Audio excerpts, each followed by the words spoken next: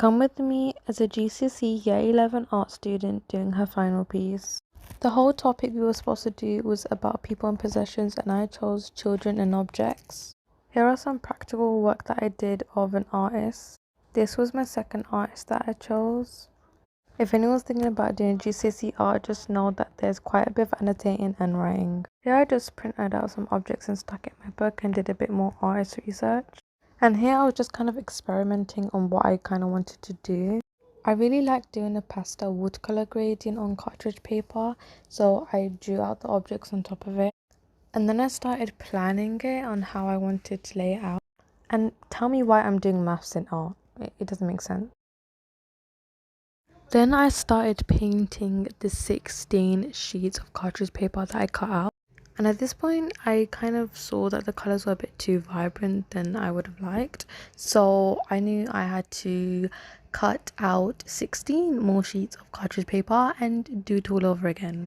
This time I made sure to tone down the colors and make it look more pastel. And future me speaking, it was worth it.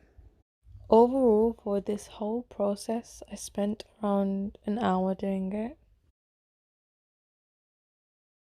So far, they were looking really good, especially the pink. I could see like a huge difference from the deep tones to the light tones. I'm glad I chose to do watercolor and clay for this final piece, because in my last final piece in year 10, I chose to do painting, so I didn't want to do the same thing as last time. Also, this time I'm bearing in mind that you get extra marks, like you get extra gradings for distraction in your work and like risk taking. So that's what I did in this piece. I finally finished painting with them, and hopefully you can see the comparison between them. On the left side I did the dark one, and on the right side I did the light one. And I don't know about you, but I prefer the right side, especially because I didn't want the background to pop out too much. Even though I was completely exhausted by this point, I still had to draw on the objects onto the pieces of paper. So that's what I did for every single one of them. And I had to make sure they all looked somewhat alike. So I did it in pencil first, then went over it with a black pen. Then afterwards I just rubbed out all my pencil lines.